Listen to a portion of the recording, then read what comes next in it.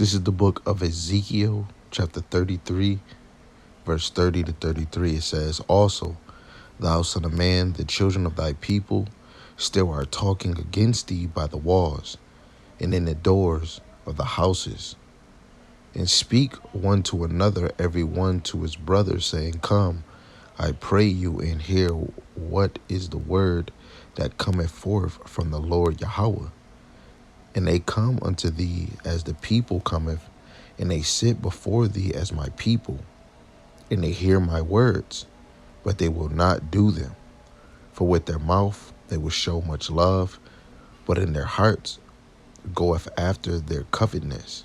And lo, thou art unto them a very lovely song of one that have a pleasant voice, and can play well on an instrument. For they hear thy words, but they do them not. And when this cometh to pass, lo, it will come. Then shall they know that a prophet have been among them."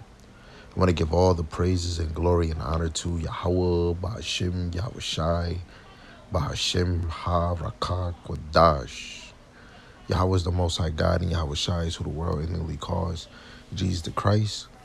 The Ha-Rakah, Kodash is the Holy Spirit in Paleo-Hebrew. I want to give double honors to the elder apostles and the elders of Great Millstone who rule well and teach well. Lord, willing that they can continue to endure and be sincere. And a mighty shalom to the hopeful elect that are scattered four corners of the earth in the same spirit, teaching this word and believing this word, that they endure and be sincere. Shalom to the Akwatiyam that are believers of this faith and this truth. Lord, willing that you can continue to pursue your lot, which is being a loving and silent and virtuous wife, and to endure and be sincere. And Lord, willing to most have mercy on the other brothers and sisters that's not in the faith. You know, the title of this lesson is, and it's just straight to the point, you know, a lot of our brothers and sisters is making many excuses. But when the worst is hitting, when shit is really happening that's pertaining to the prophecies, they're going to sit just like this man right here. In their thought, it just might be, I coulda, I shoulda, and I would've. But it's too late for that. In that moment, they gonna know that it was a prophet, that a prophet have been among them. They're gonna know that they've been turning their back against the men of the Lord. Right? I'm gonna get another side precept. In Jeremiah chapter 32, a precept I always usually go to, you know, because I don't want to be them. I don't want to be this. I want to get it while I can right now. I want to hear it as much as I can. I want to teach it as much as I can. You know, I want to believe in it. I want to increase. I want to learn something every day. And it could be the same lesson, hearing a verse broken down differently, right? Because everybody that come in this thing, they could be singing the same song, but brothers can hit certain points that another brother is not hitting. And you need that because we're living in the flesh. Nobody has an immortal body under the sun right now. And you want to hear this word as much as you can. This is Jeremiah chapter 32, verse 33. It says, "They have turned unto me the back and not the face. Though I taught them, rising up early and teaching them, yet they have not hearkened to receive instruction." This is the same spirit is out. And the Lord has men out here, men, not just one man. He got men out here teaching his word daily. It doesn't matter if you is in this truth or you not in this truth. Say if you in this truth and you could be teaching something wrong, or say if you need to touch up on something. Because some of us could be teaching something that we not teaching. You ain't touching up on it. Maybe you need to touch up on proud or being lazy, right? Being consistent. Some brothers is being consistent with debating, arguing, the back and forth. But they can have a page where they can do daily edification, doing chapters, breaking down certain verses, going into certain words, going into parables, going into prophecies, because the sheep have to be fed. The sheep should not be entertained because then they're going to be distracted away from their crown. Their crown is not law, law, law, or let me debate the covenant with you all day. And then after that debate is done, you ask them, do you have any precepts on the covenant? Do you know? Oh, I don't know. Oh, I got this one. You only got one? What about 5? What about 10? What does the new covenant look like? You know what I'm saying? We supposed to be fed in this thing, you know? And it's really for the elect. The ones that's not gravitating to this truth, the ones that's not trying to grow, till Yahweh Shai come, you supposed to be growing in the spirit. The Lord is supping with us. That's Revelation in the 3rd chapter. The Lord is supping with us while we in this truth. When he comes back, it's a set done. It's a done deal, man. Yahweh Shai ain't edifying nobody on this side. Because when he come, the elect is getting beamed up. 1 Corinthians chapter 15, verse 51 to 54, you're going to have a glorified body. Yahweh Shai ain't got to edify you. You're going to have a glorified body. Brothers teaching, oh, the Lord is going to set everything straight. He's going to teach us. No. Whoever get beamed up on this side is going to get a glorified body because this human flesh can't live or be in that chariot. You're working towards that strange salvation. You're working towards to get delivered. You know, for the men through the Spirit, you trying to strive to be 144,000. You might not even say it, or you might be saying it. But you work out your salvation, right? Make your call and election sure. Are you trying to be the 144,000, or are you just trying to get saved? Hey, you trying to get saved, that's still a good thing too. But the men of the Lord, you live for this. You know, you really, through the Spirit, you really live for the Lord. You're a soldier for the Lord. And you're always trying to plant that seed for the Lord. You know, you're always trying to water for the Lord. But it's really the Lord that makes it grow. You know, let me get another one and then I'll probably close. I wanted Luke chapter 14 because I was saying people make excuses. This is Luke chapter 14, and I'm going to start at 16. It says, Then said he unto him, A certain man made a great supper and bade many, and sent his servant at supper time to say to them that were bidden, Come, for all things are now ready. And they all with one consent began to make excuse. The first said unto him, I have brought a piece of ground, and I must needs go and see it, and I pray thee have me excused. And another said, I have brought 5 yokes of oxen, and I go to prove them. I pray thee have me excused. And another said, I have married a wife, and therefore I cannot come. Right? Your job, your business, right? Your animals or business again. Your wife on this side as a man, do not come before Yahweh Bashem Yahushai. You know, if any man do not hate his wife, his children, his mother and father, you know, he's not fit to get in the kingdom. To hate means to love less. You have to love less. Let's actually get that precept on the side.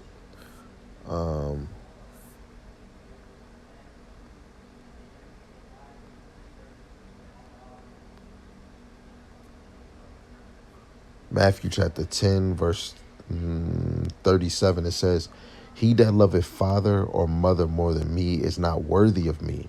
And he that loveth son or daughter more than me is not worthy of me.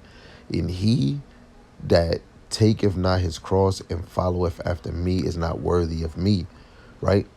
So to put Yahweh Bashem Yahushai above your father means that you're gonna hate them less. I mean, you're gonna love them less, Salaki. Right? I'm gonna read it in the Luke because that was Matthew 10. It says, He that loveth father or mother more than me. Now let's read it in this raw chapter, Luke chapter 14, verse 26. If any man come to me and hate not his father, and hate uh, uh, um, and hate not his father and his mother and his wife and his children and his brethren and sisters, yea, in his own life also, he cannot be my disciple. Right? That hate goes into love less. You have to love your father, your mother less than you love Yahweh Shem Al Shai, your wife, and your children. And this was towards men. Why I don't got a verse for the woman? The woman's supposed to look at her husband like Yahweh Shai, you know? So even more, a woman is looking for her kingdom when she's looking at her man, right? That's 1 John 2 and 6. Actually, let me get that, just to bring in more emphasis that a man supposed to be moving like Yahweh Shai, and a woman really should be looking at her husband as the Lord, right? This is Luke chapter 2, verse 6. It says, he that saith he abideth in him, this is a man, ought himself also so to walk even as he walked, right? Yahweh Shai was teaching his word. Yahweh Shai was healing, healing the weak, healing the sick. He was dwelling around publicans and sinners, man. And this is how we supposed to be on this side, to shine our light, because the elect is of this. The elect is in this world. Some of them still got to get builded up. That's why you got to go back to Peter. When you go to, St. John chapter 21, verse 15 to 17, feed my sheep. Some of our sheep are moving like Gentiles, and they need to get builded up in the faith. The warning is already set when you're doing a video, and then you press send and put it on YouTube, and it go wherever it goes. You put it on your social media, or you put the link on your IG if it need be, right? Or if you're on the highways and byways, people driving past, people walking past. Say you could be going out to camp 2 days out the week, 3 days out the week, 4 days out the week, 5 days out the week. People seeing you and you recording it and then putting it online, they've been warned. If they don't take heed to that, they're going to already be counted. They're going to already be marked, They're going to already be marked. When you go to Luke chapter 6, verse 46, you got some people saying, Lord, Lord. And what did he say in that? He said, why do you call me Lord, Lord, but not do what I say? Faith come by hearing the word. If you really got faith in the Lord, you're going to hear the word. You're going to hear a breakdown. It doesn't matter if a brother is doing an hour lesson, a 20 lesson, Salaki. And I know Israel got a short attention span. But you should be listening to a lesson, let alone writing certain things down. Oh, no, bro, I heard that before. Oh, I got that already. Okay, then break it all down, verse for verse. Oh, no, I can't remember every verse for verse. Then if you already got it, and I just said this in the beginning, if Yahweh Shai not here, we're gonna hear the same verse again. We're gonna hear the same lessons again. We are in the flesh. Galatians 5. We have a battle against the flesh and the spirit. They resist each other. We have to always feed the same thing because you want to apply it in your life. And guess what? The worst haven't happened yet. That's why this right here is that spare moment. Who's taking advantage of this little spare moment where you could just, I can go to the mall, I can go travel, I can do this.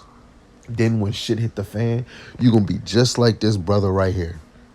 Now that brother could be praying, but in another way, that could be, oh man, I shoulda, coulda, woulda. It might even create another word, tould've. It's over for that, man. You gotta get this while you can when it's hot. You like when somebody make you food, dinner's ready, breakfast ready, lunch ready. You wait 20 minutes, 30 minutes, 40 minutes, that joint is getting colder. Oh, I'll reheat it. You got to get it while it is hot. Get it right out the skillet. That hot where you, oh, my finger. You got to get it while it's hot. If you're not trying to get it, the Lord would take what he have given you and give it to somebody else. That's like in the 10 talents. You don't want to be a fool. The five fools in Matthew the 25th chapter. You want to be wise and get it while you can now. It's so many distractions. So many distractions. My kids is TV, electronics. They on their day off. And it is what it is because they're children. Back then, kids was hearing this. When you go into, when Yahushua was feeding the 5,000, it was really 5,000 men that was counted, but it was women around. It was a little boy that had the 5 fish. It was a little boy.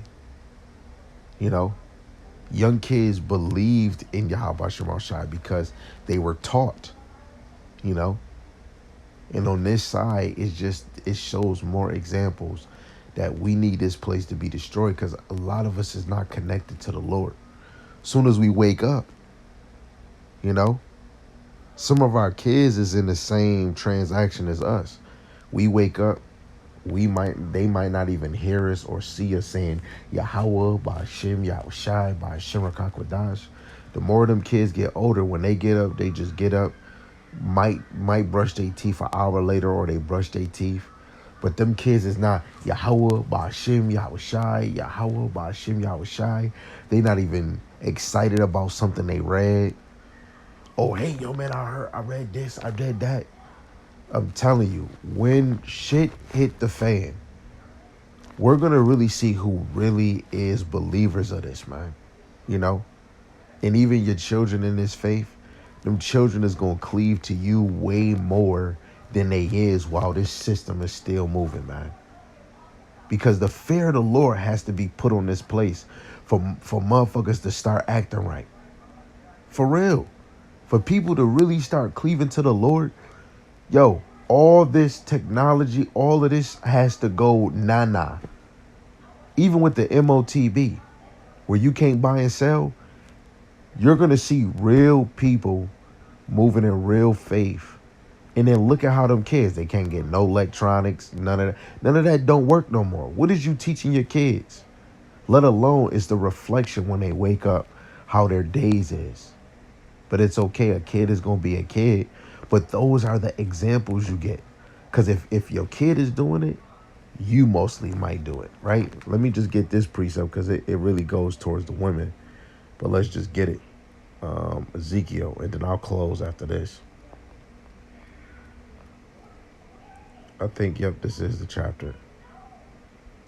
This is Ezekiel chapter 16, verse 44. Behold, everyone that useth proverbs shall use this proverb against thee, saying, as is the mother, so is the daughter. Right? And when you go to Sirach chapter 30, I think it's 4 or 5, where it says, a man that teacheth his son grieveth the enemy. If a man is not teaching his son, or literally dwelling in his house according to knowledge, especially the wife, you're going to see the state of your sheep. As a man, your sheep is your household. So if your kids is not exalting the Lord and hurry up and put on that TV or put on that, get on the phone or whatever it is, it's supposed to be a reflection of learning you. You got to continue shine your light in your household. Your kids should be seeing you exalting the Lord. Not really just talking about just praying because you want to do that private, but exalting the Lord. You're reading, the kids might hear you teaching. Hey, it might come a time, hey, family, come on, let's pray together, right? Your kids see your actions every day you wake up. Most kids is picking up that behavior because of what they see, or they were already programmed in that condition. We supposed to reflect ourselves every day on learning, every day getting better, every day. Because you don't want to be a coulda, shoulda, woulda, and my new word, tuda. And with that, I want to give all the praises, glory, and honor to Yahweh, Ba'ashem, Yahushai, Ba'ashem Rakakwadash, Brakatha Yahweh, Brakatha Yahushai, Shalom, Shalom.